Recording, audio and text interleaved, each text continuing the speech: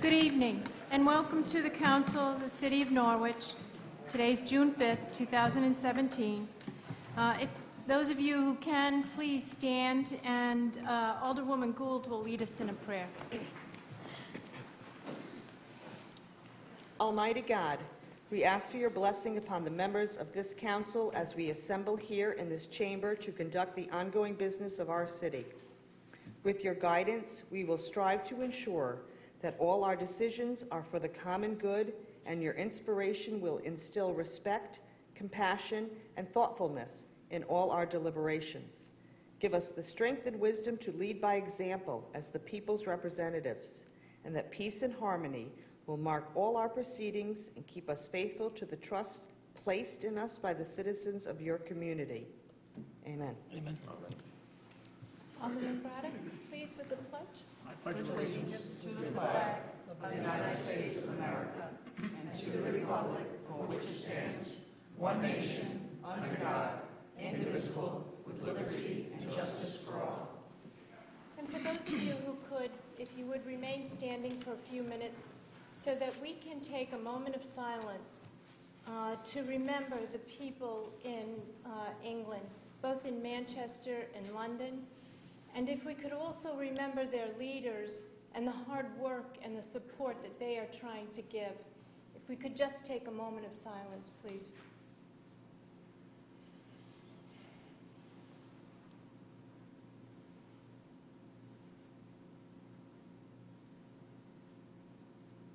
Thank you all.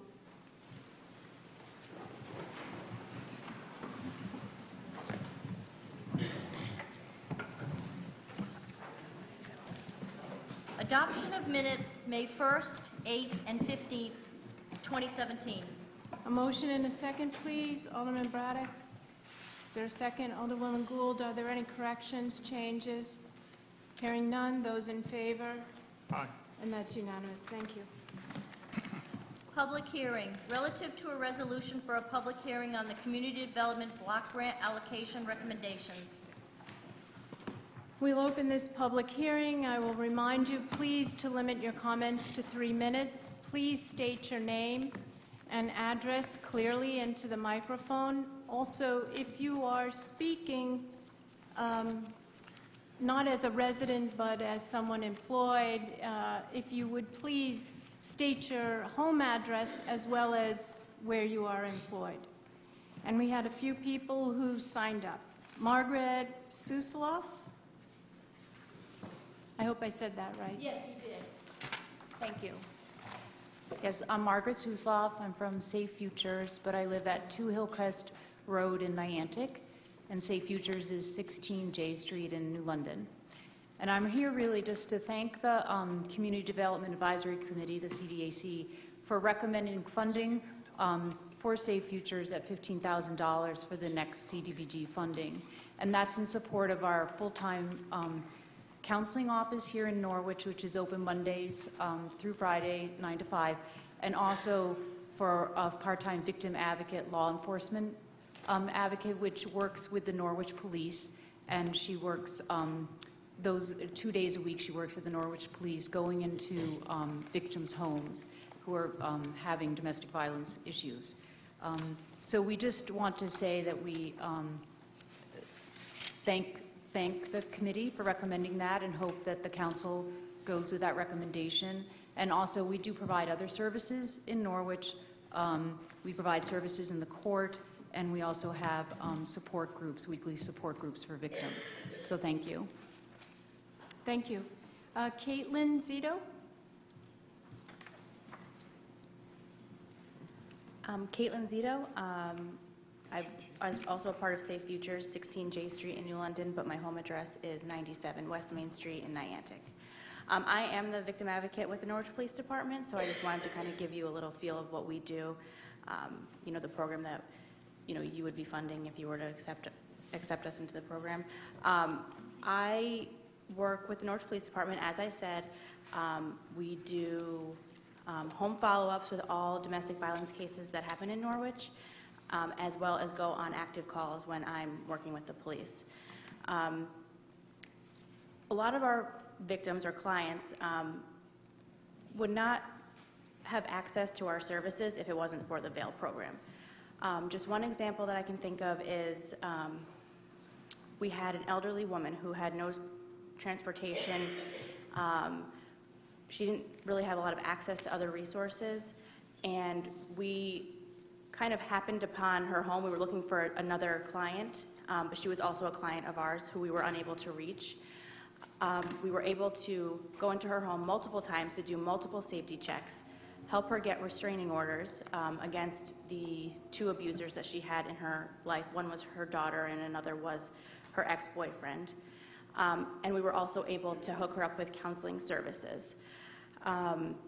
Without us going into her home, she probably never would have even known about Safe Futures because she didn't really have a phone that we could contact her. And if she did have a phone, it was turned on and off, or the numbers changed frequently. On multiple occasions, we would go to the home just to check on her, just to make sure that the abusers weren't in the house, things like that. And she was able to get a little piece of safety just from the program that we have. But you know, that small example can be magnified because that's what we do every day, is we help people get connected to services, especially in Norwich, because now we have the counseling center and we have the court services here in Norwich as well. Thank you. Thank you. Leanne Gomes.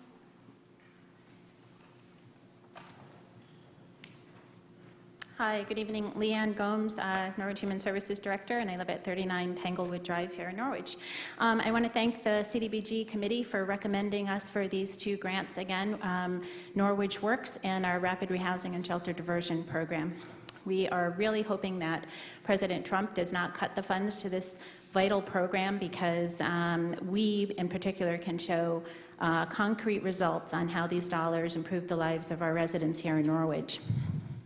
For the Norwich Works program, we think that it's vital this year that we get funded as we're part of the Working Cities Challenge. We, along with 5 other communities, were awarded a $15,000 planning grant so that we can plan to reduce or increase the incomes of Norwich residents by 20% over the next 10 years. Norwich Works will be a vital part of that plan. With the CDBG funds, we are able to train about 20 Norwich residents at about $1,000 each. Some of them are in the healthcare fields, but others are in sheet metal manufacturing at Three Rivers Community College, and those trainings are tied directly in with jobs at Electric Boat. So we think there's a great return on our investment there. We've been able to show that we can increase the income of people who take a training program by about 70%. And we've done a lot of focus on non-college bound youth in Norwich. So we thank the committee for that, and we look forward, hopefully, to getting recommended for that funding. Under our Rapid Rehousing and Shelter Diversion Program, this is equally important to the Norwich community. As you know, we stopped running a shelter about 3 years ago. It used to cost us about $64,000 to have a shelter for the 3 or 4 months in the winter. Now, with the $15,000 that CDBG allocates us for rapid rehousing and shelter diversion, we are able to do our part for Norwich, as we don't have a shelter. We can show that it takes about $361 to divert someone from going into shelter and about $518 to rehouse somebody once they enter shelter. We want to make shelter and homelessness rare, brief, and non-recurring. Connecticut, Norwich, southeastern Connecticut was the first in the state to end chronic homelessness among veterans. We ended all homelessness among veterans, and we matched every chronically homeless person that we know about in Norwich with a resource. And we were actually mentioned by President Obama in a speech. So I think Connecticut is doing a great job. We've ended homelessness. We've decreased homelessness for 4 years in a row in Connecticut, and it's because of programs like this. Thank you. Penny Newbury.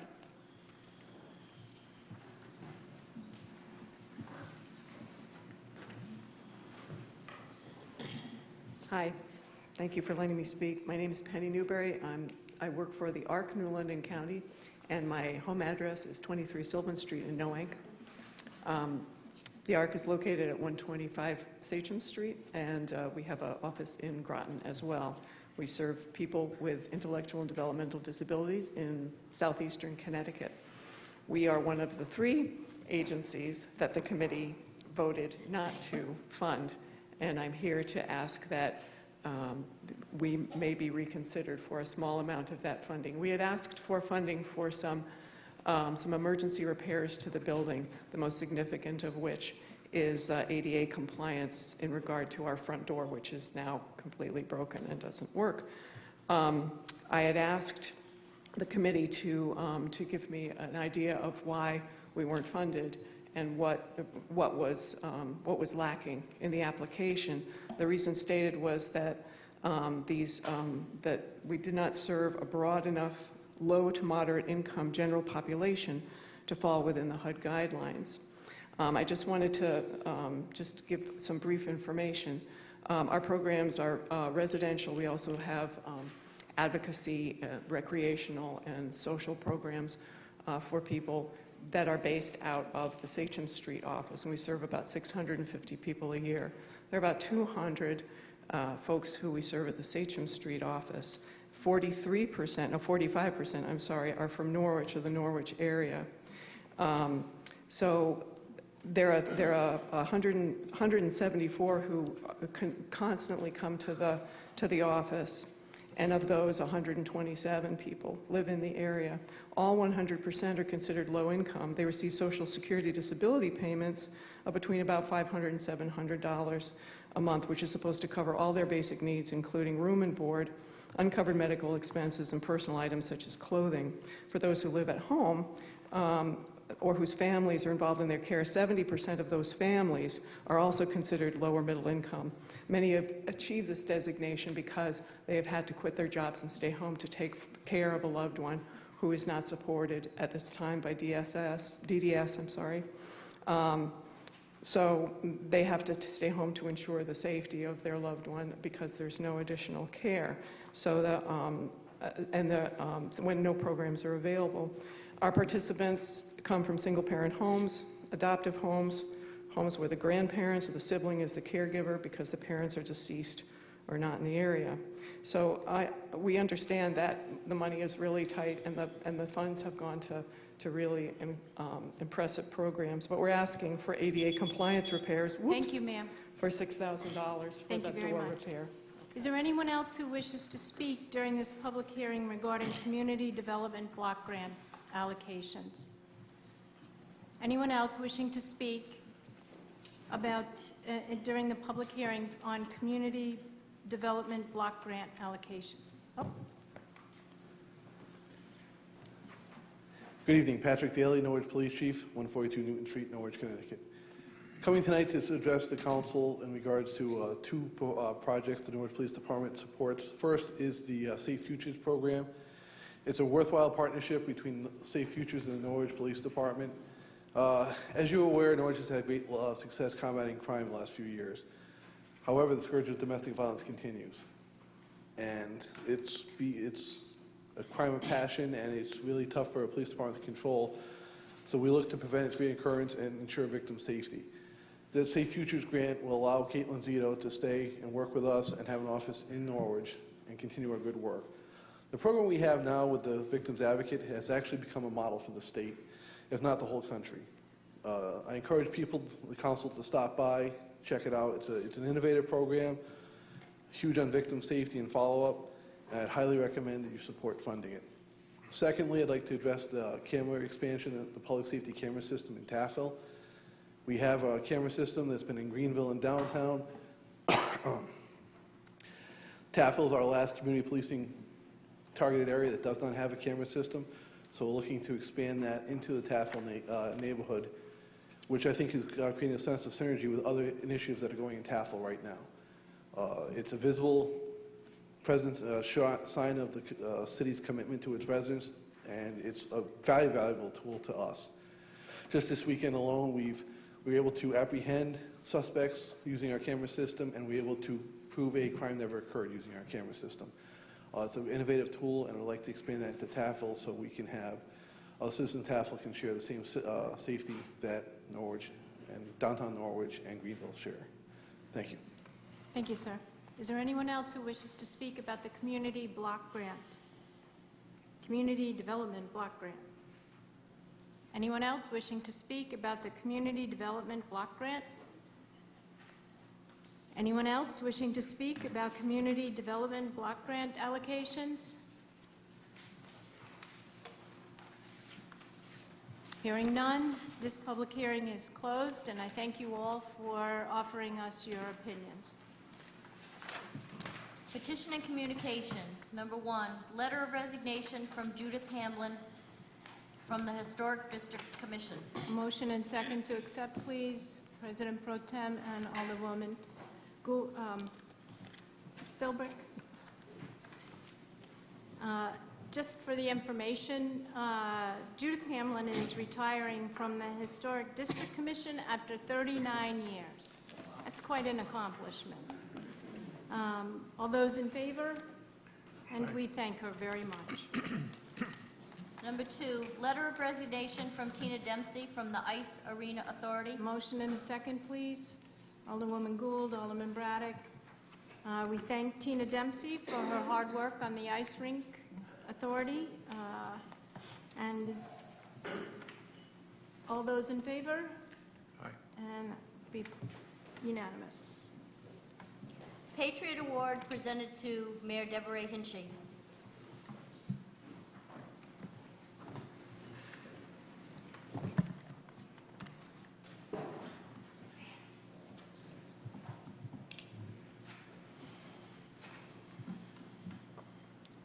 My name is Tom Pandolfi. I'm with the Employer Support of the Guard and Reserve, ESGR, the Department of Defense Organization, and our main job is to support the Guard and Reservists and also to educate the employer on the USARA law, which protects them on leave or deployment.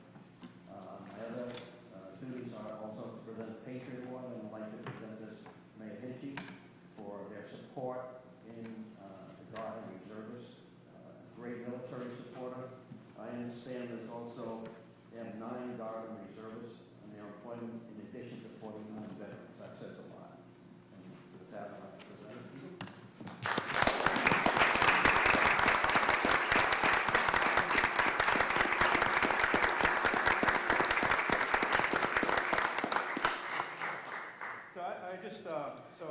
Tonight, I'm Lieutenant Colonel Ryan Thompson, U.S. Army Reservist. And then after this, I'll go back to being Public Works Director. But I had wanted to recognize the city and Mayor Hinchy, but not just Mayor Hinchy, also the entire council, John Salamone, and all the other employees of the city. Because as many of you probably do know, or maybe you don't know, last year I was actually deployed for about 3 months in the summer. Really quickly, didn't see it coming, and then I was gone, and they were just so very supportive.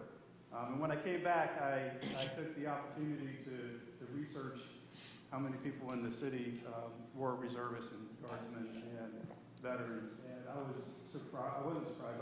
I was impressed by how great of a supporter to the military the city of Norwich is. And so I just wanted to. It was my honor to be able to recommend the city and Mayor Hinchy for this award. Because I think it's a very positive thing, because there's really 2 people that we need as reservists to be successful in our other job, right? And it's the employer, but it's also our spouse, and I just also want to publicly thank my wife.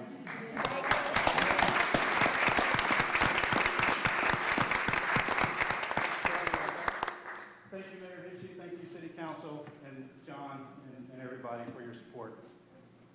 Thank you for your service. First of all, this is an award for the entire council and the city manager.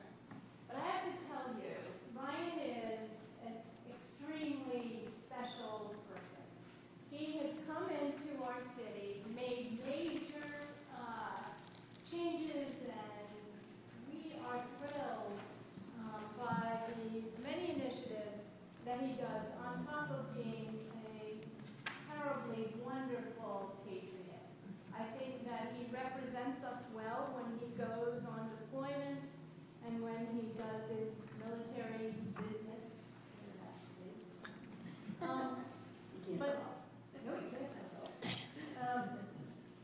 But I think that, Ryan is an example of what it is when we have military people who are willing to invest in our city.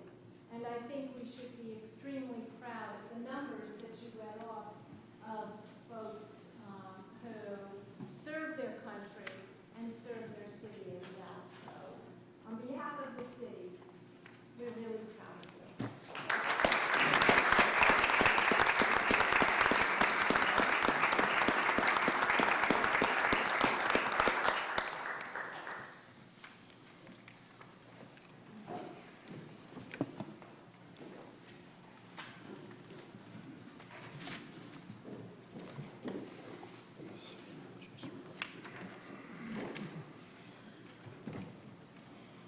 City Manager's report. Thank you. This is the city manager report for June 5th, 2017. The mayor and I continue our weekly meetings, and budget adjustments and discussions continue.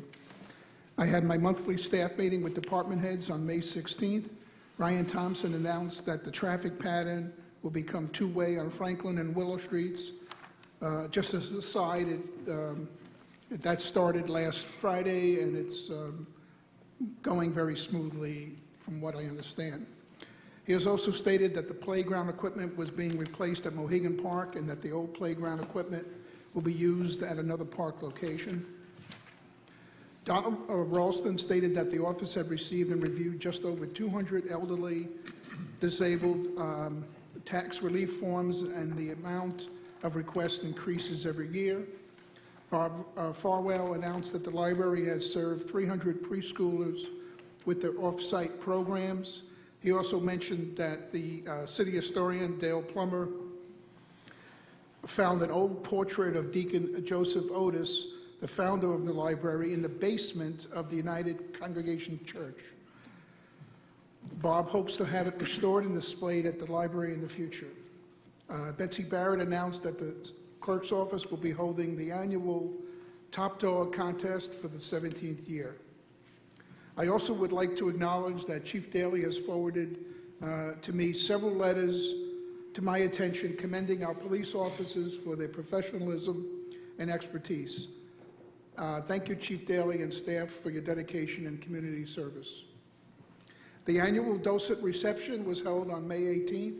Mayor Hinchey and Alderman Braddock also attended. My assistant, Jackie Barbarossa, arranged for Norwich Technical High School students to provide quiche and assorted desserts for the occasion. Side note, they were very tempting. Thank you to the docents for volunteering, and my compliments to the students for their delicious food.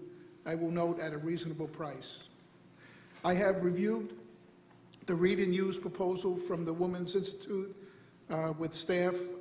As a note, I will be meeting with the director of Women's Institute tomorrow to go over some of the details of their proposal. On May 24th, I attended the monthly CCOG and SEAT meetings. I attended the NCDC board meeting on May 25th, and later in the day attended the badge pinning ceremony for firefighter Dante Esposito. Congratulations on completing the training at the Connecticut Fire Academy.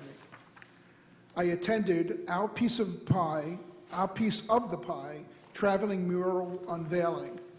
The mural was sketched with black pencil by the young artist in the program. It's an impressive work of art depicting several Norwich buildings, including City Hall. It will be on display at City Hall in August and September and various other locations for the next 12 months. My assistant has posted it on our Facebook page, and I invite you to take a look at their artistic talents. I attended the city department head coordination meeting at the NPU training room, and then on Friday, June 2nd, I attended the promotional ceremony for the following officers: Captain James Vega, Lieutenant Darren Powers, and Sergeant Anthony Gomes. Congratulations to all of them. That completes my report for this evening. Anyone have any questions of the city manager? Yes, sir. Thank you, Mayor. Just quickly on the Read and Hughes, following your meeting, can the council anticipate a briefing by you? Yes, yes. Okay. Thank you. Anyone else? Today I used the two-way road. Worked out very well. Nothing bad happened. And I think the people down there really like it. I've heard nothing but compliments on two-way. No one else? Okay, thank you very much. Citizen comment on resolutions. I have a few people who signed up, but, we'll leave plenty of room for anyone else. Again, I will remind you to please speak into the microphone as clearly as you can. Limit your comments to 3 minutes, and please state your name and address. And if you are from out of town, but you are working in Norwich, please so indicate. First on the list is Donna Ralston. Good evening. I tried not to be the first on the list. I signed on the second line, but no one signed above me. My name is Donna Ralston. I'm the assessor for the city of Norwich. I live at 4 Whitehall Landing in Mystic, Connecticut. I'm here to speak on resolution number 6. I had not planned on speaking because I spoke to you at the last hearing for the budget, giving you all the positive income-producing reasons that you need to consider adding the funding for the full-time clerk to the assessor's office, but I just had to say one more thing. I was born in Norwich. I grew up here. I was educated here. I brought up my children here, 2 of which still live here. 8 years ago, I left my position with the town of East Hampton, a community that was less than half the size of Norwich, and it was monetarily, it was a lateral move for me. But I had a passion to come back here, to use my expertise and experience to help to make things better for the city. And I can say that I think I have done that. The grand list has grown every year, and the city is much better off. I vowed then to be a part of the solution to the economic problems to this city, and I will continue to go above and beyond in that regard. But if you take away the much-needed clerk in my office, it's like taking the legs out from under me. With a citywide revaluation coming up, I need the help to get that done.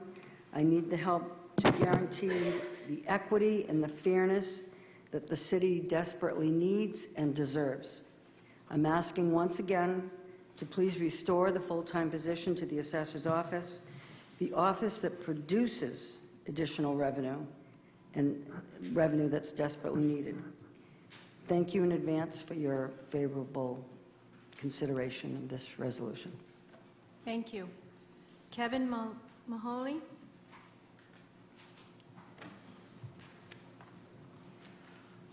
Good evening. I'm Kevin Maloney from the Connecticut Conference of Municipalities. I'm here on behalf of CCM to again urge you to consider strongly retaining the city's membership in CCM. I can run through some of the return on investments that I think are positive for Norwich's membership in CCM. Over the last couple of years, 140 residents in Norwich have used our prescription discount card over 1,300 times, in the aggregate savings of over $11,000. Staff in Norwich have received over a dozen customized research reports on a variety of issues from CCM. Again, over a dozen different staff have attended professional development workshops that CCM has offered in the past year. Close to 30 Norwich employees receive our magazine, Connecticut Town and City, which is best practices on municipal innovations across the state.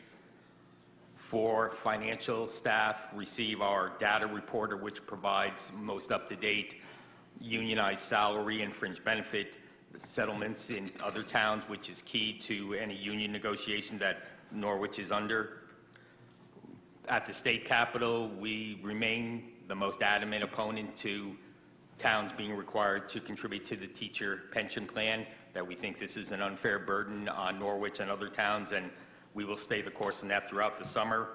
And as you know, the state budget situation and the municipal aid situation is up in the air, and CCM staff will stay at the Capitol all summer to stay in the middle of that debate and to protect Norwich as well as every other town. I know times are extremely tough and your budget is extremely difficult, but I would urge you that when times are tough, being connected with CCM is going to help you. It's going to return an investment far beyond the dues you do pay. There are 166 towns currently members of CCM. Norwich is a key urban center in eastern Connecticut, and it's critical for Norwich to be connected with CCM and for CCM to be connected with Norwich. Norwich has been a member of CCM since 1971. We have a place on our board of directors. You really have an opportunity, a continuing opportunity, to affect policy at the state and to protect Norwich's best interest. But I know you have a tough budget discussion. I wish you luck in it, and we hope we can continue to serve you. Thank you. Thank you, sir. Susan Goldman. Good evening, Susan Goldman, 35 Sherwood Lane. I'm speaking against Resolution Number 23 relative to appointments to the Board of Public Utilities Commissioners and the Sewer Authority. I was disappointed to see that Joe East was not recommended to be appointed to the Norwich Board of Public Utilities Commissioners. Joe has a long history of exemplary service to the city of Norwich. Among his many qualifications that would make him an ideal candidate for NPU Commissioner are the following. He was an assistant building official with the city of Norwich for 16 years, during which time he worked on projects with NPU. This afforded him the opportunity to obtain an understanding of the overall operations of NPU, including service, project planning, and management. He also has a thorough appreciation of working within a government entity, being ultimately accountable to the public and the need for transparency. He served as a City of Norwich employee representative to the City Council Ethics Committee for the last policy review. Not only is he well-versed in the content of the Norwich Code of Ethics, but he was an integral part of the team. As a member of AFSCME Local 2422, he was on the Contract Negotiating Committee and a union steward. This experience provides him with a thorough understanding of a multitude of union issues. In addition, he was a past member of the Zoning Board of Appeals, Board of Review of Dangerous Buildings, and Housing Crisis Committee. In summary, it appears to me that Joe East is overqualified for the job, which can mean only one thing. You are not sincere about addressing the issues that have plagued NPU over the past year. You will do a grave disservice to the NPU ratepayers by not appointing Joe East to the NPU Commission. I hope you will take all of this into consideration when you cast your vote tonight. Thank you for your time. Thank you. Ilana Sherman.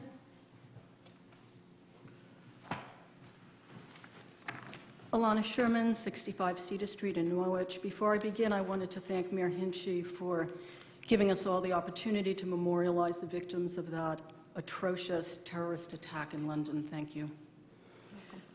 I'm commenting in support of resolutions 1 through 11 on tonight's agenda. Several Republican council members have previously spoken of the tax-reducing mandate they assumed after winning election 2 years ago. I'm a Democrat, and I share that sense of urgency. Like all distressed Connecticut cities, Norwich has a severely disproportionate dependence on property taxes. My own house's value has gone down by about 2/3. During that time, my neighborhood has markedly deteriorated, and my annual property taxes are about 8% of the current actual value of my house. The urgency you feel is the urgency I feel whenever I contemplate my financial future as a Norwich resident. I do fear, however, that the proposed budget represents a Faustian bargain in which the returns are very, very small and the potential damage very, very great. As I understand it, people outside of the city consolidated district will see a tiny drop in their taxes. People like me who live in the CCD will see a small increase. The harm to city services and especially long-term development opportunity, however, may be severely high in comparison to these minuscule savings. Norwich must invest in itself. Reducing livability in the city helps no one and nothing. Real savings, including proportionate property taxes that do not drive people away or drive them into foreclosure, will be achieved only through a diversified tax base. And this kind of diversification is achievable through infrastructure improvements, a well-funded and well-regarded public school system, and an appealing quality of life. In closing, I would ask that you rethink the proposed budget with a view toward reviving our city in ways that are long-term, ethically defensible, meaningful, and substantive. Thank you. Thank you. Kayleen Thompson.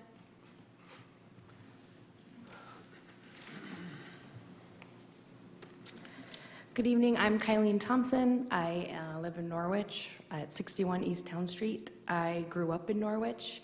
I went to NFA. I moved away for about 15 years, and I came back to Norwich about 4 years ago to raise my family because my family is still here. And so I have a important desire to see Norwich thrive and to see our downtown thrive. So tonight I would like to encourage you to vote in favor of reinstating the positions being cut that will result in laying off people from the city. Specifically, I'd like to ask that you reinstate the civil engineer position and the recycling coordinator position. These two positions are extremely critical to the future vision of our city, the revitalization. The public works director, the city engineer, and the city planner have been working very hard for the past year to develop a comprehensive downtown revitalization plan that makes high impact improvements at a low cost. And I believe you guys have seen that plan. And it's very exciting as a 37-year-old who has moved back to this town, who has 3 young children, I'm also a school teacher, and I am very, very much interested in what's going on downtown, the events that happen down there. And I know that a lot of my peers are as well. A lot of other families in Norwich with children who would like to stay here and see the city thrive. However, this vision cannot be realized without the engineer staff to see it through to completion. Make no mistake, the civil engineer as well as the recycling coordinator are both critically important to this vision. The recycling coordinator serves a much larger role than recycling duties. He is a public face for the city. He works directly with business owners. He picks up bulky waste, for example. He has been a big part of fighting the illegal dumping and the blight problem in the city that has been reduced over the past year due to his position. It breaks my heart to see how much the city has progressed since I moved back here in 2013. I brought with me my husband and children to the town I grew up in, and I've been so proud of the new businesses that have opened and the positive trend that is happening now. I want to see it continue. It takes money and funding. Please reconsider your stance on these layoffs. You can still save taxpayer money even while reinstating these positions. It is not necessary to cut so deeply. It's just not. That's a fact. Please consider reinstating all of these positions. Thank you. Thank you. Joyce Weirden.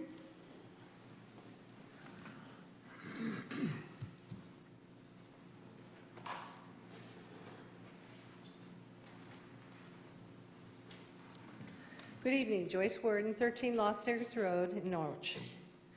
I have to tell you, I've been particularly discouraged about the budget this year.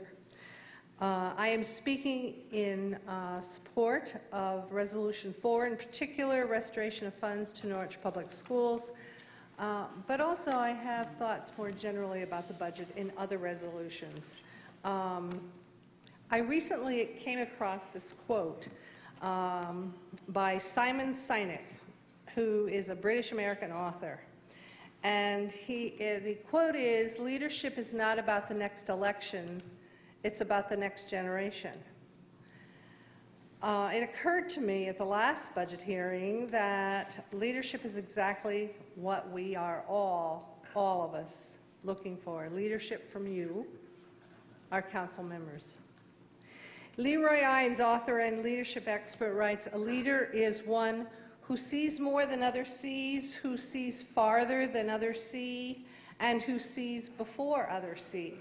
That's a pretty tall order. And according to another definition, leadership involves establishing a clear vision, sharing that vision with others so they will follow willingly, and providing the information, knowledge, and methods to realize that vision. So what is our vision for Norwich? How does our budget support that vision? Have we looked beyond a quick fix and carefully considered all aspects of programs before we make cuts, particularly those that bring income into Norwich or those that provide a light to attract people to Norwich. If we're looking to lower taxes, what are all the factors we must consider? Mr. Salamone's original budget proposal was clearly well thought out, balanced, and reasonable, and most importantly, considers a vision for a brighter future in Norwich. That's leadership. So when you make budget decisions tonight, we're looking to you, each one of you, to show us that leadership. We need it. We desperately, desperately need it. Thank you. Thank you. Rebecca Malucci?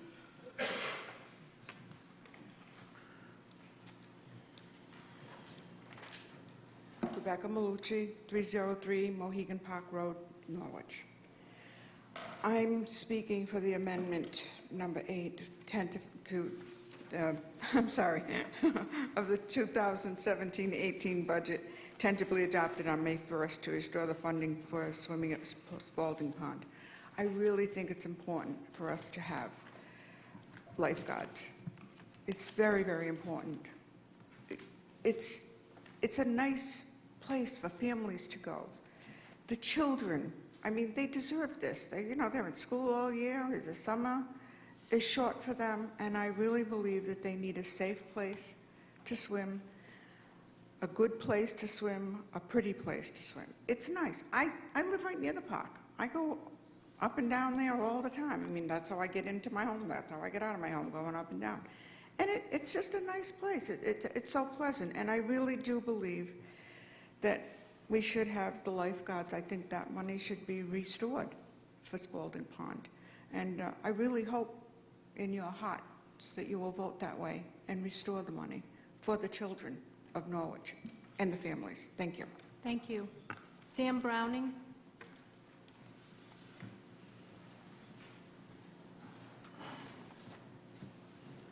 Thank you. Sam Browning, 671 Scotland Road, Norwich, Connecticut. Once again, speaking briefly in support of Resolution 2 and Resolution 8. I echo Bill Nash's comments on Resolution 8 at the last meeting, pointing out that kids are going to probably go swimming in Spalding Pond whether we provide lifeguards or not. And this is probably a long-term problem, and we should, especially since we're not going to be providing a indoor swimming pool anytime soon, given budgetary constraints, this is a traditional service which we can at least render.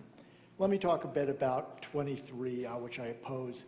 I watched the interviews. I was there between 6 and 9, and I thought that Joe East by far did the best interview. He was the only one who had more than superficial knowledge about how NPU worked. That's not surprising. It was part of his career. He also talked about things which he had done which had actually improved services, like he had discovered a flaw in the permitting at what NPU was not doing in a particular issue, and he got them to correct it.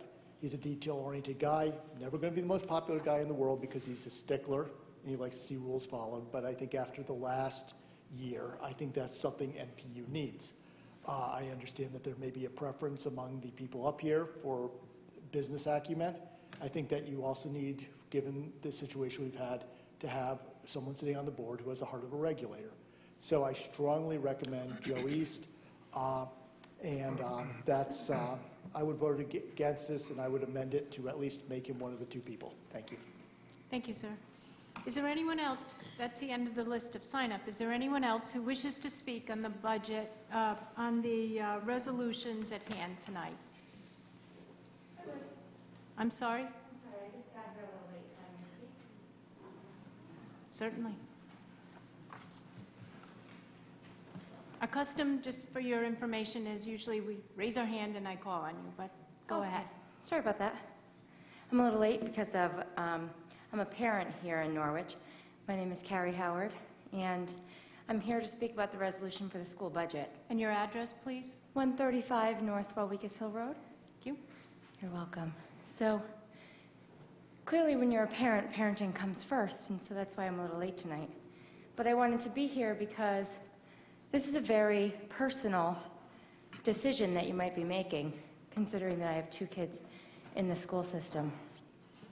And I'm in support of the resolution to increase the school budget. and put some money back into it so that we don't decimate our school system. The things that the school system and the Board of Ed and our leaders in this school system have had to try to come up with, are so unfair. And they're so unfair considering that what the people who are against this budget are talking about is obviously taxes. No one wants their taxes to be increased. But I think that what you're not looking at and what you're not thinking about is look at how much change the school has to make, these large, grandiose changes that the school has to make.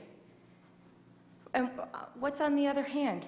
What really are the taxes? How much is it going to be per year, per resident? Is it going to be as grandiose as the changes that have to be made? I don't believe it is, and that's why I'm here. I think when you weigh those two things, it's quite clear that most residents would rather pay a small increase in taxes than decimate our school system and change it so dramatically than to save a few dollars. This is a personal thing for us parents who are here today and for the parents of this town. And we just ask that you do this not only for our kids, but for the greater good, because some of you probably were parents and you may not have kids in the school system now, but you might have before. It's not just for my kids, it's for the greater good. Please think about these two things and weigh these options and put some money back in the school budget. Thank you. Thank you, and thank you for coming in. Somebody's hand was up over here. Yes, ma'am.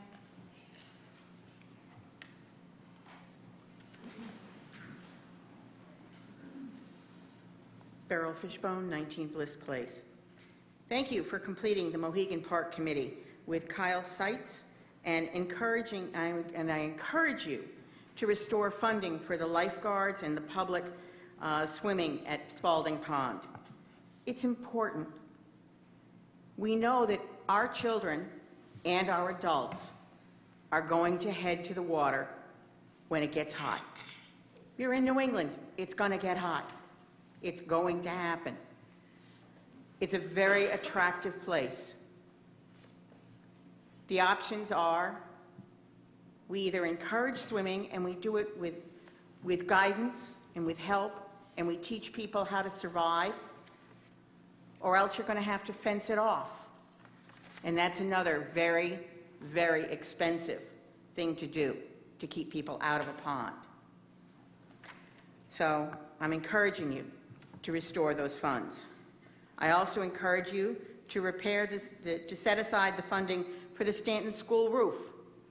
The city doesn't do a really good job of keeping up and maintaining the buildings that it owns. You own the schools. New roofs are a part of owning a building. It's needed. It's going to have to get done one way or another.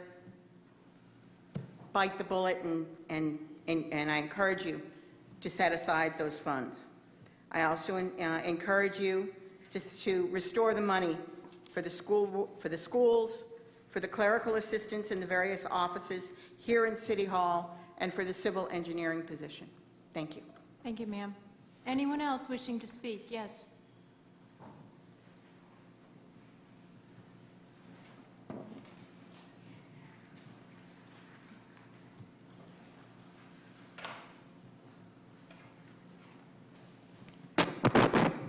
Good evening, Sheila Hayes, 288 Central Avenue here in Norwich. I won't repeat, I will echo what Mrs. Thompson has stated earlier. I'm not trying to prioritize, but I will say I do believe that civil engineer and the recycling positions are utmost critical to the city and that they should be restored. And she was very eloquent as how she explained the importance of those positions. I had said to you back in April, I believe, why would we encourage, why would we work with the Director of Public Works and look at all the great things and the Director of Planning to have them look at what's it going to take to make this city prosper and make it move forward, to turn around and then take the staff away. That office was one of the offices that didn't even come in and ask for additional staff. He said what he needed was the money. Let him have the staff he has. Let him go and do his job. And I just consider this an ill-fated action to take staff away from a department that obviously is dedicated and has the ability to move the city forward. My next area is with the school board. My concern, I'm going to ask you to restore funding back to the school board, but at the same time I ask you to do that, I'm going to plead with you one more time that you start August, September. We've got to get the school board budget and the city budget and the capital budget straightened out. This roof repair for Stanton, I don't know why it wasn't in the capital budget. The schools, all of this we've got to figure out how the city, the school budget, and the capital budget work together without constantly fighting each other and fighting for critical dollars. So the school budget needs additional dollars. I don't know what you may end up settling on tonight, but please make yourself a promise to start this September in dealing with that budget and the entire budget to see how next year it comes together without waiting, so we're not here begging and fighting with each other over small dollars that just aren't there. Thank you. Thank you. Is there anyone else who wishes to speak? Yes, sir.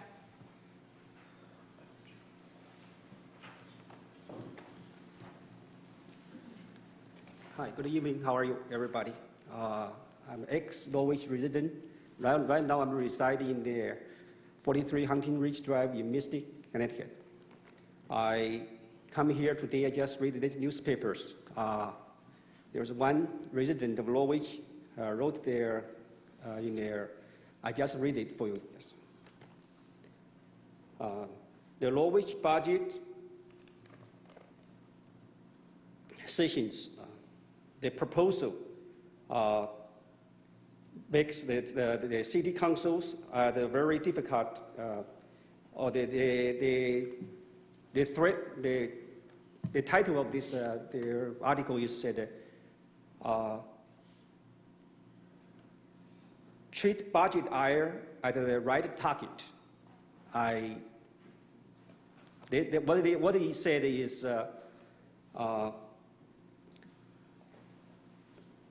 the city council is only keeping the campaign promises to finally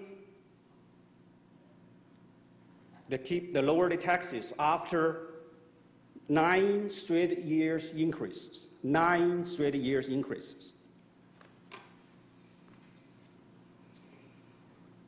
So a better target for one's frustrations might be at the right, that means that should put the right target. What it means, it says, if Norwich Public Utilities General Managers John Builder and his families were to pay the full amount of their ethics committee recommended, then it means that would particularly pay off the lifeguard in this building. That's what this letter said. And he also recommended this is the person, his name is Phil Bruce. He's in Norwich. I just echo his, I could not have said it better. That is what I've said. And also I want to point it out is these assessors here, she's living in the Stonington, same town as mine here. The tax rate is only half of Norwich. And the Stonington right now is the only town which has the population increase of 1%. Why? This I give you counselors to think about. Thank you, sir. Thank you. Thank you. Anyone else wishing to speak? Yes, sir.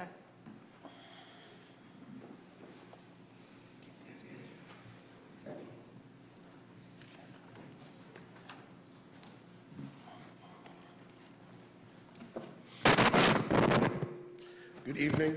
My name is Darrell Wilson, 32nd Street, Norwich, Connecticut. I'm here to speak in favor of the additions to the budget. I think it's just a start. I think we have to do a better job starting, as several people have echoed, in the beginning of the fall as to where we go from here for Norwich. I think the education and recreation budget help us put our families first. I think we have to start thinking of the students and what their needs are here in Norwich. We don't have much for them to do. So those are two priority areas where the school system is doing all they can every single year with what they're given to provide the best opportunities and education to our students here in the city. And recreation is one of the only things that our students here have left. It gets hot. The pond is full on hot days up there. I know this from working in recreation in the summer, how full the park can be. So giving them that opportunity to have an open pond with lifeguards and be safe is critical. I do remember when this budget that the City Council passed tentatively with the 5% reduction, several members on this council did say that they would support several items that are on the agenda tonight. So I would hope that you keep that promise and keeping our families and children first here in Norwich. Thank you. Thank you, sir. Anyone else? Yes, sir.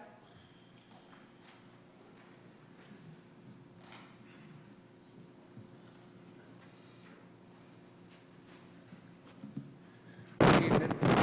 Rodney Boyce, 62 Roosevelt Avenue. I've listened to the arguments. That's a particular reason why I sort of sat back and listened to some of the folks get up and speak. But I applaud you for trying to get 5% decrease. We've had too many increases in taxes in this city to the point where people would rather leave home than stay here. Now, everybody's made arguments about development and such in this town, but you cannot expect to attract businesses or anybody else if you are literally taxing them out of town. And I come from a section of the state where I've seen the town practically abandoned because of taxes. They're just tax poor. Now, the education budget, I've looked at it. I've gone over it line after line after line. And there's not a whole lot of wiggle room. But, again, you cannot increase year over year over year, 1%, 2%, 5%, 10%. It just cannot happen year after year.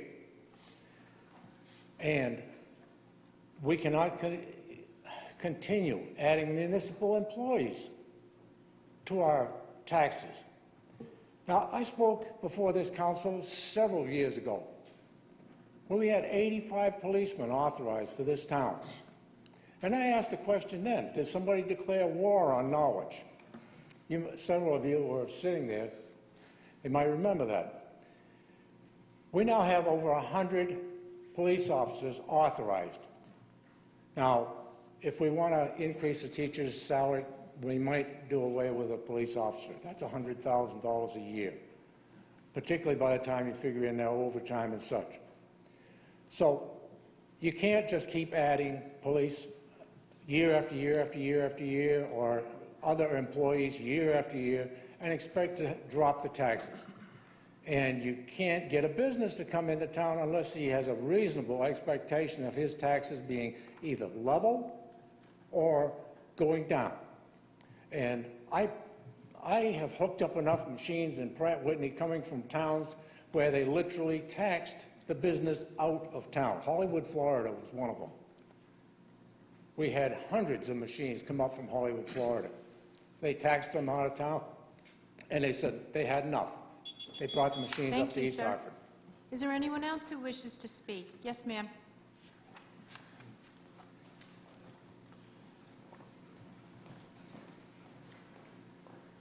My name is Eugenia Mullenix. I am at 5 Washington Place in Norwich, Connecticut. I have emailed a couple of you guys over the last couple of weeks. I've spoken with a couple of you. I've spoken with some board members. I am going to continue with my advocacy for the Norwich Public School budget. Not only as a parent of a son who goes to the school, but also as a professional. I am a behaviorist in home behaviors, and I do have a handful of Norwich families that I work with who have special needs children, and so I come from both sides. Personally, I don't mind if my taxes go toward these families and the supports that these kids truly, truly need in the schools.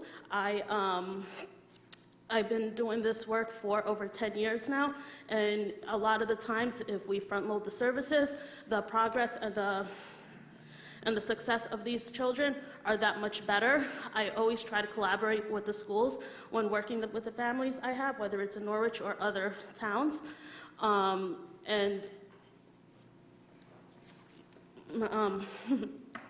I want to keep, being able to collaborate and come up with a substantial program for these children to ensure that they can strive and be a successful part of our community. So basically, it's just me asking you guys to look at the budget and making sure that we can provide for all of our families, including mine. Thank you. Thank you. Yes, sir?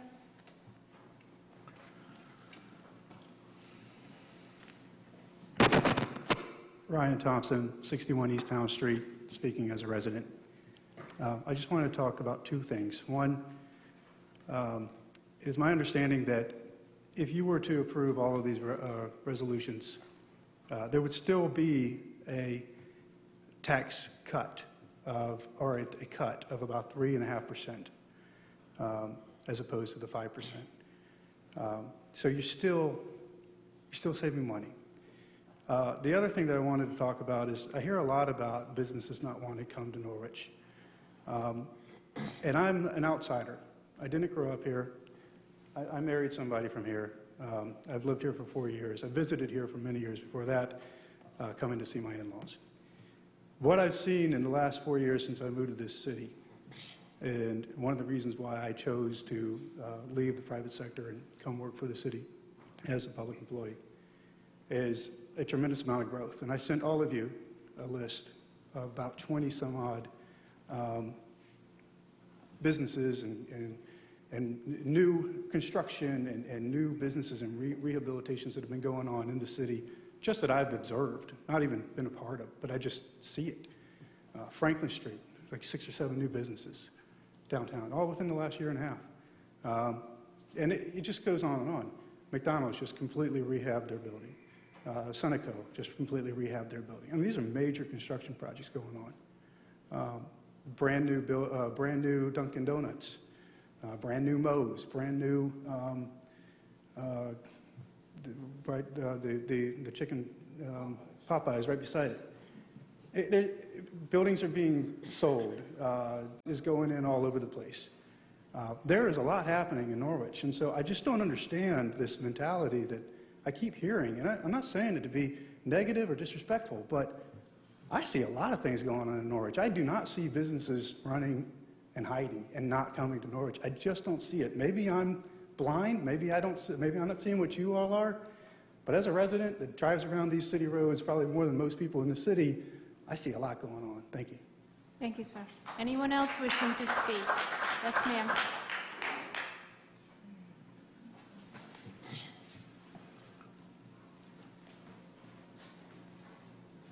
Hi, Megan Langford, 36 Hebrew Street. I am here as a parent. My kids go to Stanton School. I just don't see why you wouldn't fix the roof. It's only going to get worse. If you don't invest the money now, the problem's going to get bigger, and you're going to have to put more money into it later. That just doesn't make sense. I'm also here for the school budget. if our students don't get the money, people like me are going to leave. And when we leave, the future leaves with us. My kids are brilliant. They're doing well. And I'd like to keep us here in Norwich. But if we're going to be splitting up grades and stuff, in order to keep the budget right, families like me are going to leave. And when people like us leave, it's for good. And I grew up here. Bill was my DARE teacher. So keep families in Norwich, please. And doing that means keeping our kids here. Thanks. Thank you. Anyone else wishing to speak? Yes, sir.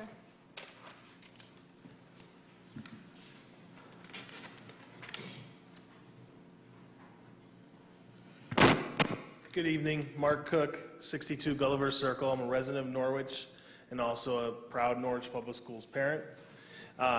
My family and I made the decision to move to Norwich 9 years ago. I grew up in Waterbury, another old mill town that wants desperately to find its new life and revive itself and become once again a great city. We were attracted by that, and we truly love Norwich, and we want to support it 100%. And we have seen a lot of progress. But I do want to speak tonight and respectfully ask for your consideration to fully support the Norwich Public Schools education budget. It's extremely important for the reasons you've heard tonight. Full support of the education budget. It helps people who are contemplating moving to Norwich and investing in Norwich and raising a family in Norwich. It makes their decision easier. It also makes the decision to stay here and to keep investing and raising their family in Norwich easier. All too often, I see a lot of great people, good families, making the decision, you know what, we just can't do it anymore because the schools aren't there, and we're going to move to Lisbon or Basra, and then my kids will go to NFA. We can't do that. We have to make Norwich Public Schools that gleaming bridge to the pearl of NFA. So I respectfully ask for your full support of the Norwich Public Schools education budget. I also want to offer answers to revenue. Has the City Council and NPU and the Board of Education considered solar at the schools to reduce the Norwich Public School District's power bill every year? Does the city have other brownfields that they could create solar farms at with NPU where the power produced goes directly back to the city and municipal buildings like City Hall for its power bill? There's 3,000 new engineers being hired by Electric Boat.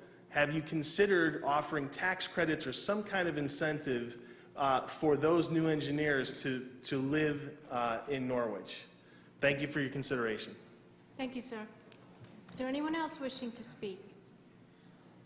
Anyone else wishing to speak? Yes, sir.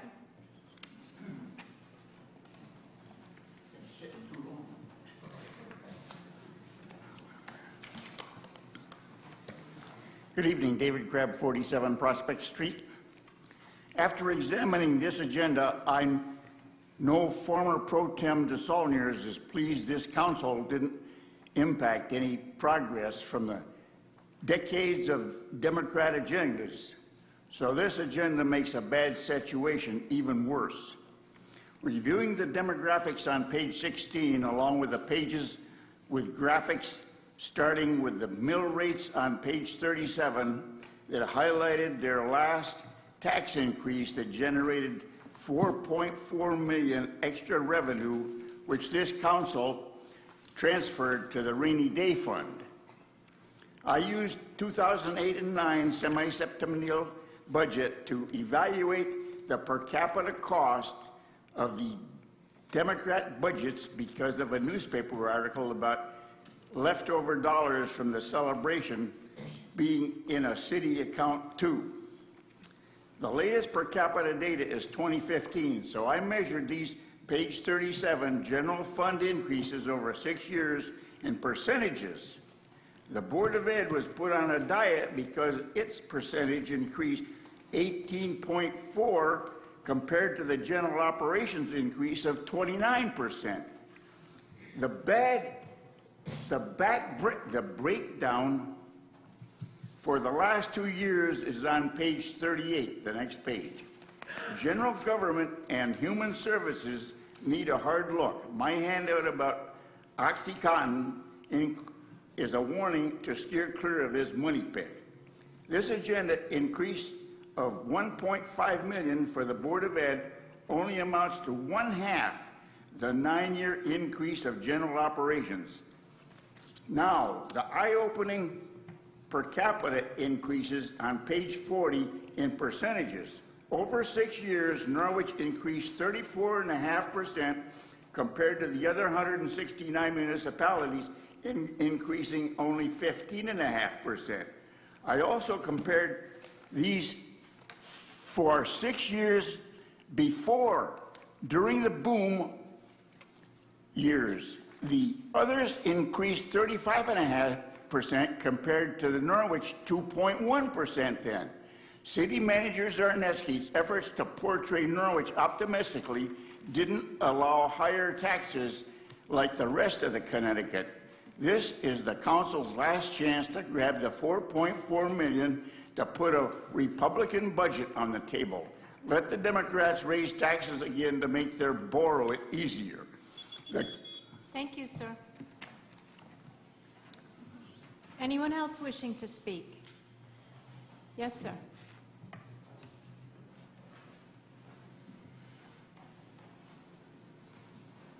Good evening, ladies and gentlemen. My name is Joe DeLucia. I live at 37 Sherwood Lane.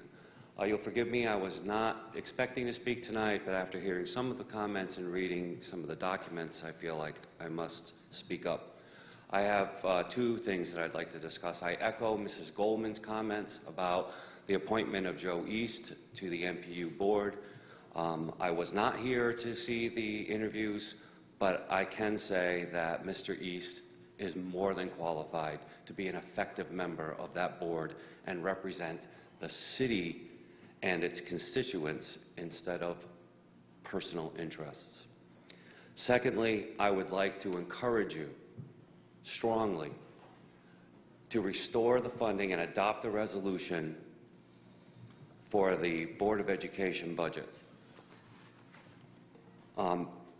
What Ryan said is right on point. Businesses are beginning to come back, and there is economic growth.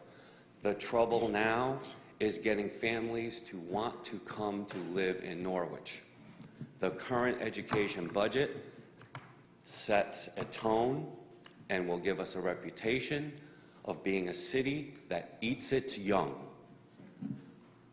Restore the funding and let the school system do its job, and that is to educate young people, serve families, and make this city a place young families want to live in. Thank you. Thank you, sir. Anyone else wishing to speak on the resolutions at hand? Anyone else wishing to speak to the resolutions at hand? Anyone else wishing to speak on the resolutions? Hearing none, the citizen comment is closed, and I thank you all very much for taking the time to try to inform us about your wishes. New business number 1, relative to an amendment of the 2017-2018 budget tentative adoption on May 1st, 2017, for an increase in the motor vehicle mill rate and decrease in the state of Connecticut reimbursement related to motor vehicle tax cap. A motion and a second, please. Alderwoman Philbrick, Alderman Braddock, is there discussion? Hearing none, those in favor? Aye. And that's unanimous. 2, relative to an amendment of the 2017-18 budget tentatively adopted on May 1st, 2017, for a decrease in funding for the contingency account. A motion and a second, please. Alderman Nash. Is there a second? No second. Second, Alderman Braddock. Is there discussion? Hearing none. Those in favor? Opposed? One. Oh, no, I'm sorry. I was late on the... Well, let's pick up the pace down there. I'm sorry. Let's try that again. No. All those in favor? Very good. Number 3, relative to an amendment to the 2017-18 budget tentatively adopted on May 1st, 2017, for an increase in funding for Norwich Public Schools. Is there a motion and a second, please? Alderman Braddock, Alderman Nash. Is there discussion? Alderman Braddock? Thank you, Mayor. About 3 council meetings ago, we had an opportunity to look at a study that someone had produced, that a group of volunteers had produced. They spent many, many hours working on this new combined, consolidated school budget with the facilities. We spent $120,000 on this study. That is like 2 jobs, or it could even be 1/4 of 1 fire truck. And it was brought off the table, and we voted it down. We said something there about our education, and it was not a good thing that we said. We have to support our education. When you're talking with people out of town, that's one of the most important things that they're looking for, is how their children, if they move to this town, are going to be educated. And I can only say that I am very much in favor of bringing this issue back and supporting the school budget, because without that, we're shortchanging one of the greatest assets that we have, and that's our children. So I'm very much in favor of this resolution. Thank you. Any further discussion? Yes, sir? Thank you. For the first time in our budget discussions this session, I will go on record saying is that I do favor an increase in the public school budget. But I think it's irresponsible of us to vote for a $1.5 million increase when we still are completely in the dark on 40% of our revenues because the state has not adopted a budget. The other thing I want to point out, in my time when I was mayor and in my time here as an alderman in this 2-year term, generally it's been the school board that has taken the brunt of cost-saving efforts in the city. This is the first time that I can recall the city side of the budget has shared in that dilemma. And while no one takes pleasure in eliminating a position which represents in someone's job being eliminated, I think it's important to pay attention to the fact that our efforts to cut and save the taxpayers' money has been equally across the board. That has not been the case in the past. This increase, however, I don't know how you can justify it at this time, again, when 40% of our revenues are missing, and we're not even sure we're going to get that amount of money. Our revenue estimates are based on a zero-sum increase. They're provided by our city manager, and he and I have had long discussions about whether that will be realized or not. Based on what I see in Hartford, based on my 18 years of serving in Hartford, I have never seen such a fiscal calamity that's going on in Hartford. It's the worst I've ever seen. It's worse than the year of the income tax. It's worse than several years ago when they created over $3.8 billion deficit in the spending plan that I'll say a Republican governor allowed to become law by not vetoing or signing. And we've been in a spiral ever since. It's for those reasons, and because it is my intention and our own intentions, to let you know that we're continuing to look for more savings on the city side of the budget. And we have another week to go. A resolution tonight will ask that we not take final action on the budget until next Monday, the 12th. That will allow at least us to witness what I hope is not a failure of the state government to pass a budget by Wednesday night at midnight, but I think we all know that isn't going to happen. So even then, by next Monday, we'll be voting in the dark, because we don't know what the revenue side of the state is going to be to the city of Norwich.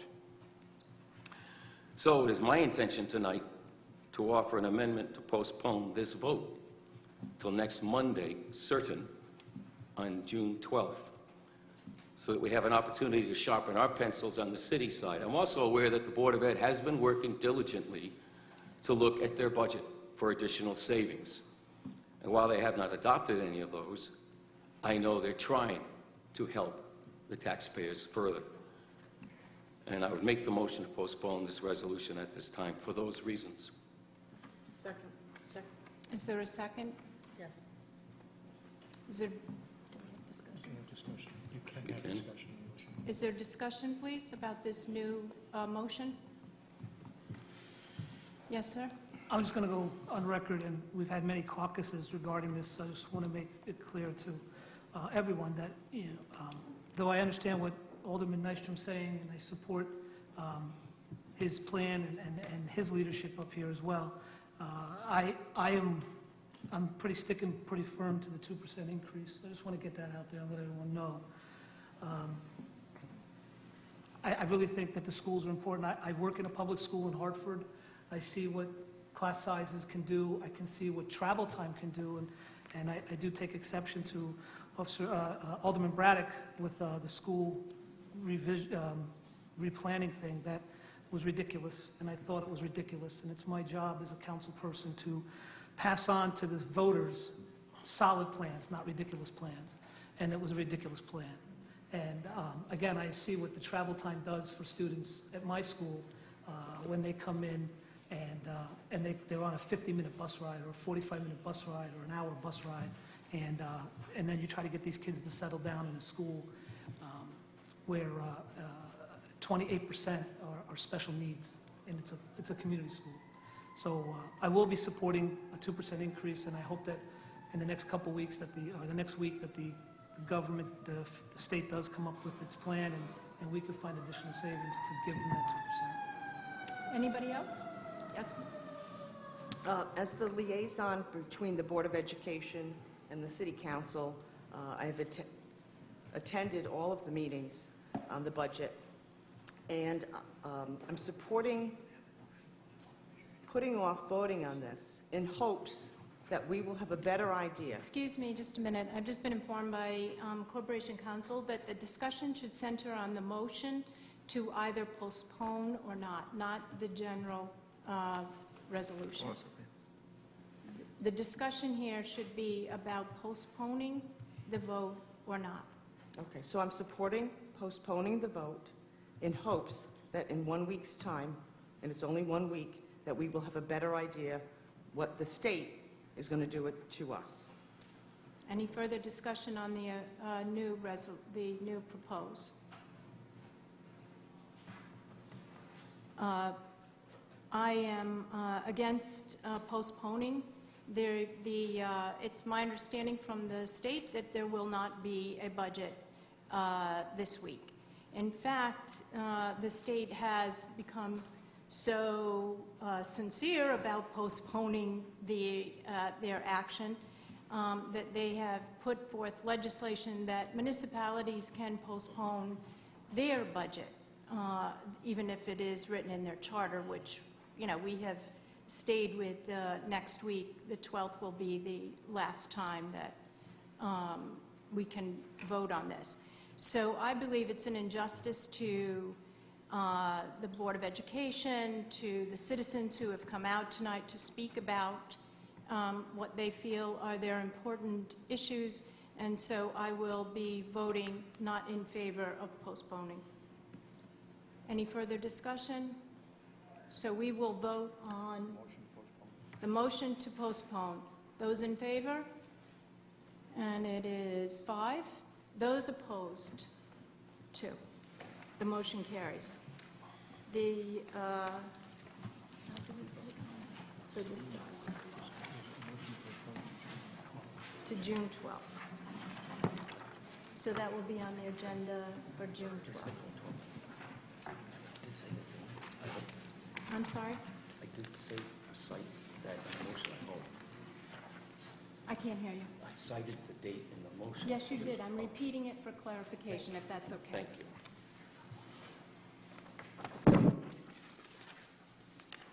To June.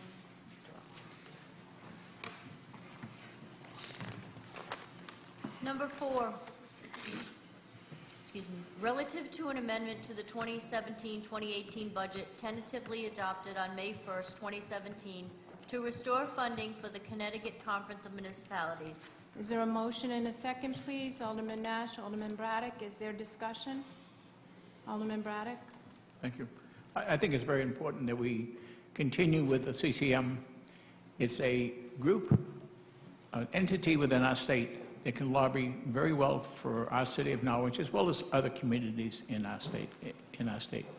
I think they have their hand on the pulse of what's going on in the Capitol, and I think it behooves us who do not go to the Capitol every day to rely on the CCM people to bring us back or give us the proper advice that we can try to make our city flourish with. So I will certainly be in support of bringing CCM back into the budget. Is there further discussion? I also am supportive. I have had the privilege of being on the executive committee, and through that committee, I have been able to advocate for and against unfunded mandates, which cost us a great deal of money. I have been able to have access to other municipalities and their leaders to find out how we can join forces in order to make change and to save revenues. The other thing is the prescription program is vitally important. We have been, many of our citizens have been able to access those prescription program, and I think it's a great benefit. Hearing no further discussion, those in favor of restoring the monies to fund the CCM membership, those in favor? And that is unanimous. Number 5, relative to an amendment to the 2017-18 budget tentatively adopted May 1st, 2017, to restore funding for the shared position in the Finance and City Clerk's departments. A motion and a second, please. Alderwoman Philbrick, Alderman Nash, is there discussion? Mr. Braddock? I think these positions are very important in our community. They're money-making facets of our community. And unless we realize that that is the case, we're not going to share in those taxes that we desperately need. And I think they both are important positions, and I think that we should support them. And I will certainly support Any the further restoration. Any further discussion? Those in favor of restoring the finance and a shared position, those in favor? And that is 1, 2, 3, 4. Those opposed? 3. The motion carries.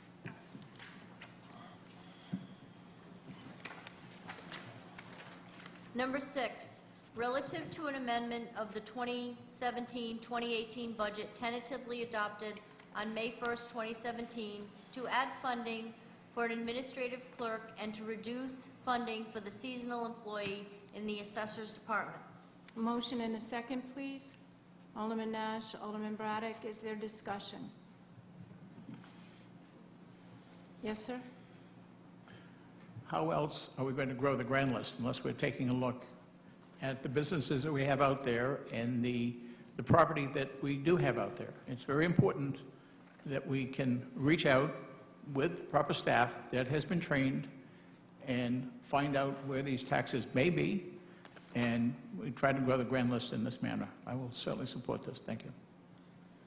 Any further discussion? Yes, ma'am? As I sit here and listen to everybody's argument, I find it somewhat difficult to relate to what people are saying. I have followed the Norwich budget since I arrived here in 2004, and I have seen exorbitant increases. So we have these exorbitant increases, salaries go up, expenses go up, the Board of Education budget goes up, and yet I don't see the rate of return in direct relation to the increases. Yes, everybody would like to have what they want, but you know what? You can't always have what you want, and I'm sure that all of us in our personal and professional lives have had to learn to do more with less. This is a one-year budget. If we make these cuts, we have 1 year to see how it works. If indeed it is disastrous, then next year we can come back and talk about it. But we cannot, in my opinion, continue on this path. So I will not be supporting this. This is a new position. I will not be supporting this. Anyone else? One of the things that I think is critical to know about the assessor position is we are going to have a reevaluation, and that, what is the fee for that reevaluation? What was that? The reevaluation through the assessor's office. Yes. What's the fee for that, do you? 300 and 400,000. So It's going up, 5. And if the assessor's office can perform some of the assessment reevaluation, it will be a cost saving. So I think the assessor's office has shown that they have generated revenue through their investigative processes. Hearing no further discussion, those in favor? 3? No, excuse me. We're voting in favor of reinstating the position. Yes. Yeah? No. Okay. Those in favor of reinstating this into the budget? 2. Those opposed? And that would be 5. The motion fails. Number 7, relative to an amendment of the 2017-2018 budget tentatively adopted on May 1st, 2017, to restore funding to the senior center escort driver. I see we're wearing you out. Sorry. Sorry, very sorry. A motion and a second, please. Alderman Nash, Alderwoman Gould. Is there discussion? Yes, sir? At the end? No, I'll let you go. You're gonna let me? Go ahead. One of you. That's all right, I'm good. Let's go. We got it. I want to make this information public. A lot of these cuts, they weren't proposed by us. We went to the city manager with a metric to reduce the budget by 5%. He's run the city for over 30 years. Most of us can't pick and choose to make the decisions he does because of his professionalism and his experience at the job.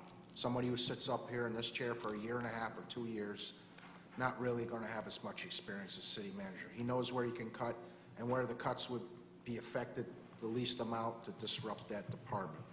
That being said, I'm going to speak in favor of restoring the senior escort driver. Thank you. Thank you. Mr. Nash. I was going to make similar comments, but yes, I'm going to be in favor of restoring the senior driver because, but with only with our schools, but with our children, the elderly, it's our responsibility to make sure that they get the needs that they need and get the opportunities to go where they need to go. And if they aren't able to do it and they don't have the family support network that many of us do experience and enjoy, I want to make sure that we as a community do not let our seniors down. So I would be in favor of this resolution. Anything further? Yes. Thank you, Mayor.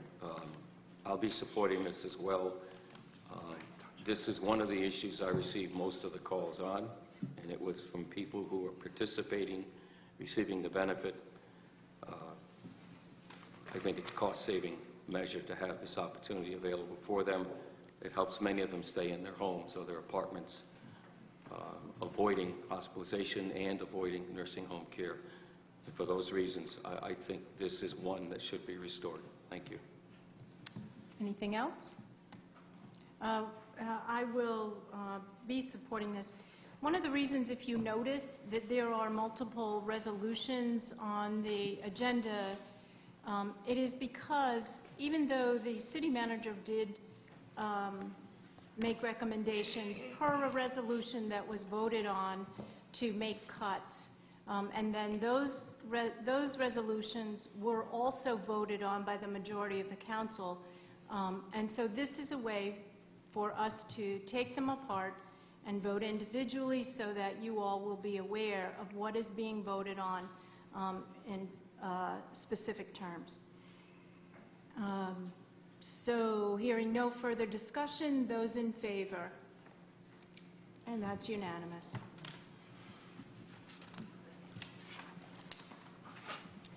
Number 8, relative to an amendment of the 2017-2018 budget tentatively adopted on May 1st, 2017, to restore funding for swimming at Spalding Pond. A motion and a second, please. Oh my, this is a popular one. Alderman Braddock and Alderman Martin. Is there discussion? Mr. Braddock? Thank you, ma'am. In our community, we have, we've almost destroyed what I think is a youthful program for young people. We did not support the YMCA. We let it shut down. 2 pools wasted. We are in the confluence of 3 rivers.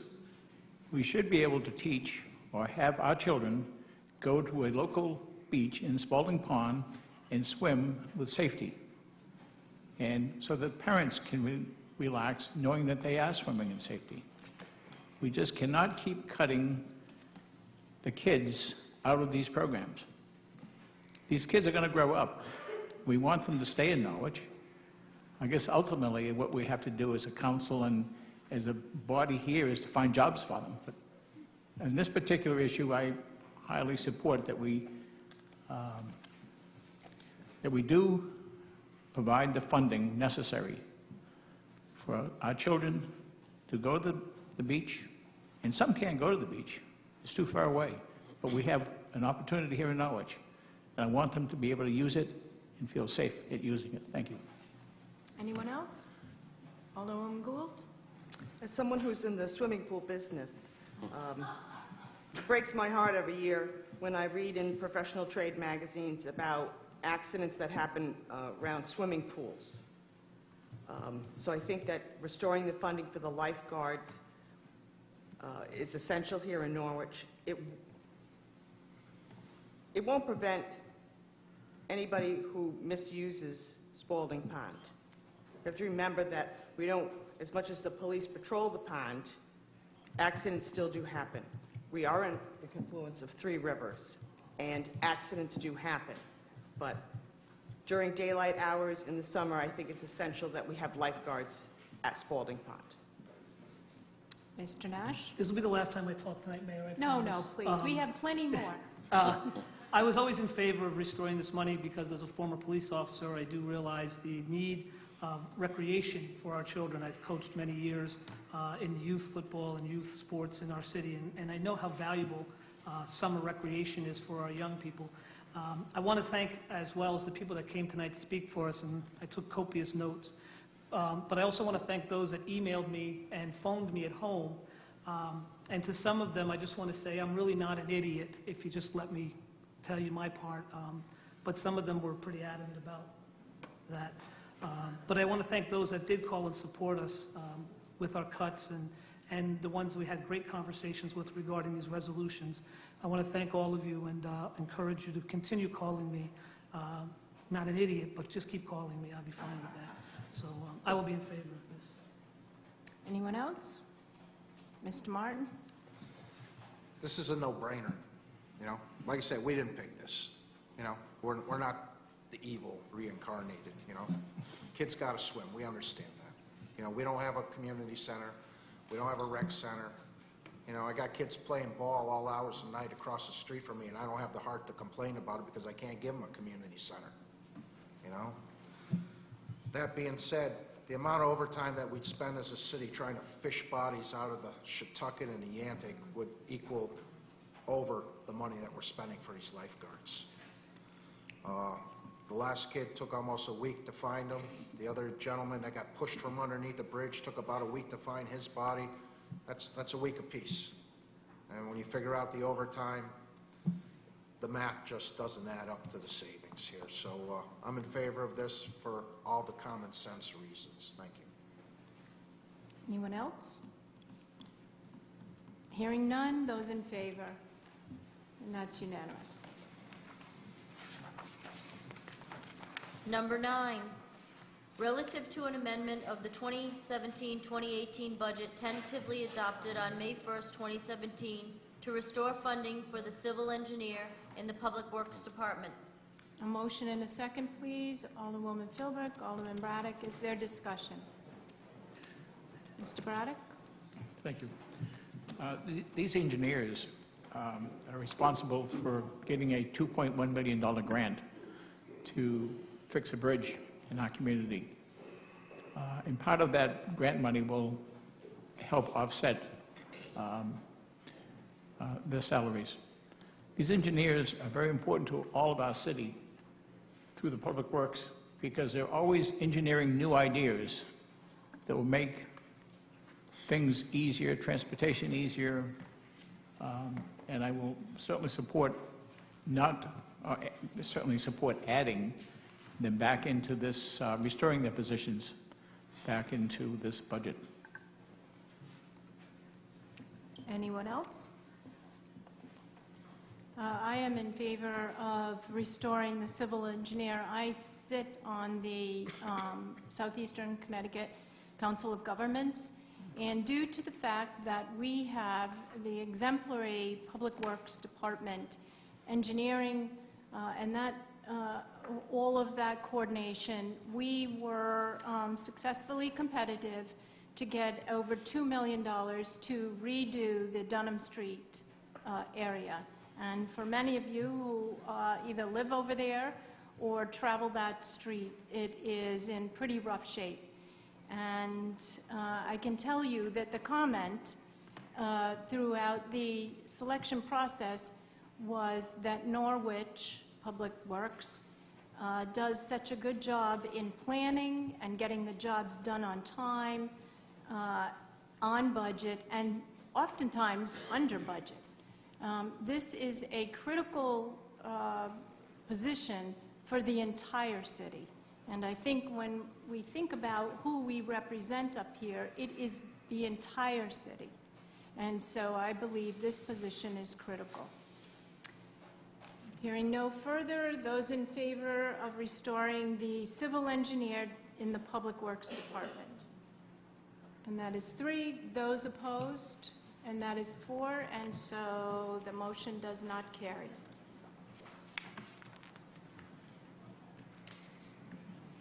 Number 10, relative to an amendment of the 2017-2018 budget tentatively adopted on May 1st, 2017, to restore funding for a recycling coordinator in the Public Works Department. A motion and a second, please. Alderman Braddock, is there a second? Alderwoman Gould, is there discussion? Yes. Question, if I may, to the city manager, It's right there. please.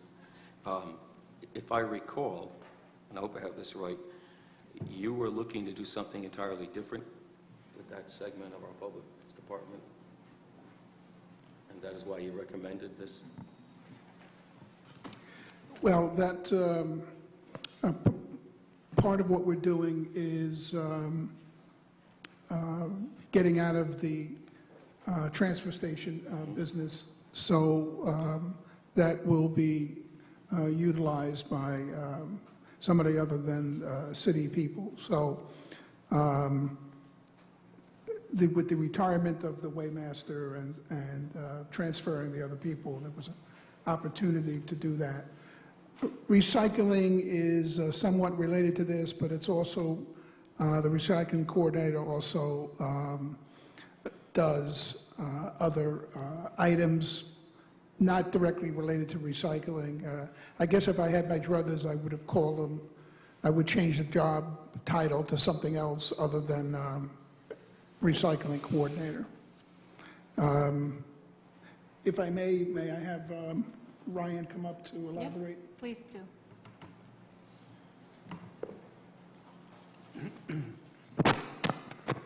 So Joe is, the recycling coordinator is the official title, but he's also our MS4 compliance person. He's also the safety officer for the department. And those are his official duty descriptions in his job description. But in addition to that, he's also a very public person around town. He is an interface with the businesses when we do not have, when like Harp and Dragon, for example, has issues with people parking in front of their trash collection point when they're supposed to get it. He goes out and works with those businesses and works with Willimantic Waste to get it done. There's a whole bunch of things that he does that are not recycling coordinator. I could probably go on and on and on, but I think I made the point there. Yes. Thank you both. Just briefly, the position itself is what's under discussion here tonight, not another person or an employee, because that person has bumping rights. And I assume he's not without those same rights. And so that person you just identified will still be working for the city of Norwich. I'm assuming he has enough seniority. Someone else actually is perhaps losing a position. This gentleman, to my knowledge, has those rights. So he will be working for the city of Norwich. I don't want the public to think that that person's gone. He's not. He will be employed in a different capacity if this resolution is in fact defeated tonight and this position is eliminated. He still will be employed. And I wouldn't have gone into that discussion, but you mentioned him by name. And I really think we should stick to the discussion of the positions and not start naming people. I think it's a disservice to them. Is there further discussion? Mr. Braddock. Thank you. I think this position works with community service people. And those people, there's a whole coordination effort to get those people back in mainstream. And I think that this position fills that, and it helps these people become complete citizens again, helping out. And I think that as a coordinator of this event alone is enough to warrant this position. Thank you. Is there any further discussion? I will address the position. I have, and for the benefit of the council or the public, I have the amounts that Norwich recycles. Part of what Norwich wants to do is to be, and we are a member of the, trying to reduce our carbon footprint. We are trying to, we have made great investments in the trucks and things like that we use that are gas-powered, so that we are a responsible city trying to be good stewards of our environment. The recycling coordinator is essential for that. I can tell you that we have done walkthroughs neighborhoods, and they have been on Saturdays. And the recycling coordinator goes and helps us, along with many other entities, from the police department, other public works people, and it's been effective. The recycling coordinator understands there are places in the city that continue to be dumping grounds. There's like 2 or 3 places I know of that you get them cleaned up and people dump right back. I think that, it is critical that we take care of our environment. And recycling, the numbers have increased tremendously over, and the recycling coordinator has the numbers by month and by year. And it's increased because there is emphasis on letting our citizens know that recycling is important. We pay for what we have to dispose of. So the more we recycle, the more savings we have. And on that basis, I believe that this is an important position and should be restored. So if no further discussion, those in favor of restoring the recycling coordinator in the budget, and that's 2. Those opposed, and that would be 5. The motion does not carry. Excuse me, Madam Mayor, could we Yes. take a short break? If you'd like to get up, that's fine. Yep. Thank you.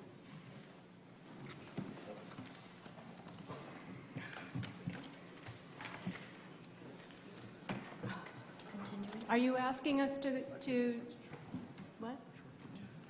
Can we take like a 5-minute break? Recess, I think she said. Could we have a? Yes, all of us will. You make Will, Do we motion recess for 5 minutes. we'll take a motion to recess for 5 minutes, pro tem, and seconded by Mr. Braddock. Those in favor? Aye.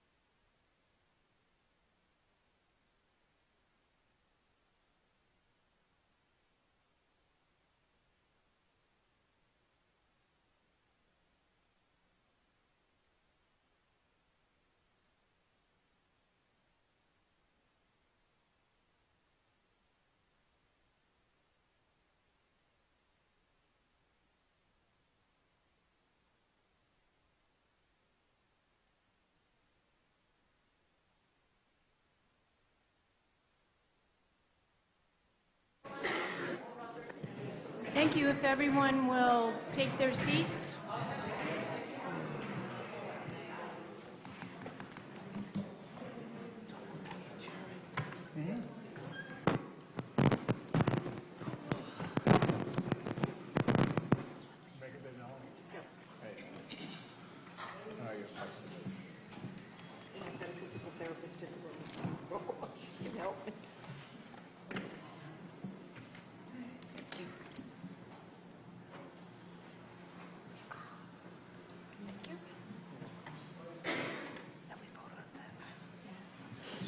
Thank you.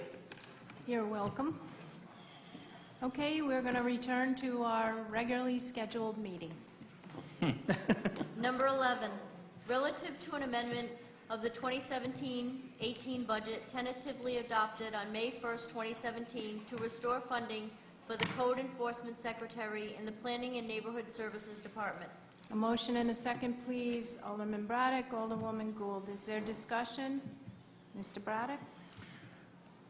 In this code enforcement office, if we are trying to develop, if we're trying to do economic development, we have to have someone in the office that can receive them and that can help out. And I think it's very important. We have two people who are out on calls most of the time, whether it be Panema Mill or the new hotel that's going up on East Great Plains, and any other new applications that are being submitted to our city. And I think it's very important that we restore this position.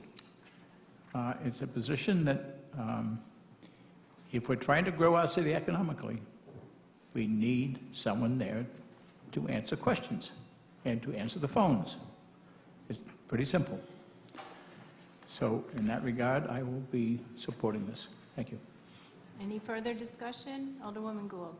I will also be supporting the reinstatement of the Code Enforcement Secretary. I will reiterate some of Alderman Braddock's comments, and we're going to develop, if we're going to have a plan of economic development, we have to have inspectors that can go out and inspect, and we need support staff for them to ask that the city planner, the building official, the zoning enforcement officer, the blight officer, and the code enforcement official all work without enough support staff is unfair, and I will be supporting reinstating this position. Anybody else? Yes, sir? Thank you. This particular position has been on the table for elimination, and it started with our city manager's budget. This was not contained in the exhibits that were adopted, reaching a 5% level reduction in spending. This particular position was recommended by our city manager when he presented his budget. I hope I have the numbers right, but I believe we have 3 inspectors left in the department. If we bring this position back, we'll have 3 people in clerical in the office, a 1-to-1 ratio. Look, times are hard. The taxpayers are looking for help as well.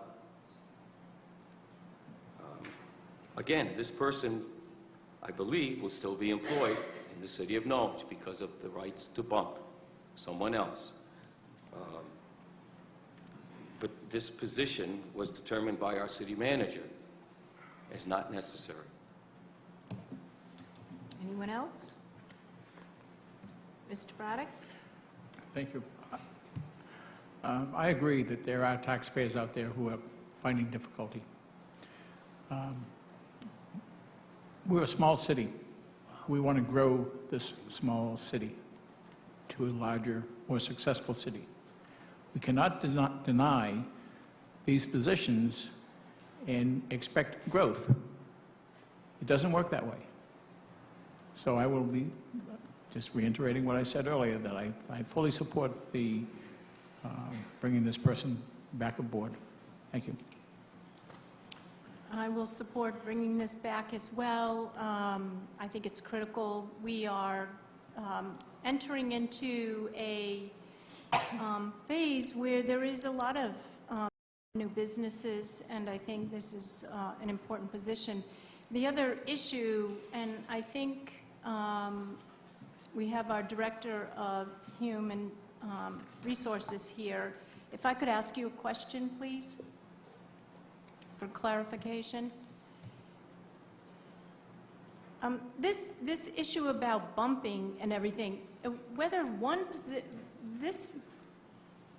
someone bumps or they don't bump, there is a loss of jobs here in the city because of the actions taken.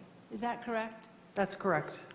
And so whether the individual bumps or doesn't bump or whatever that is, there are employees of the city of Norwich who are going to lose their jobs.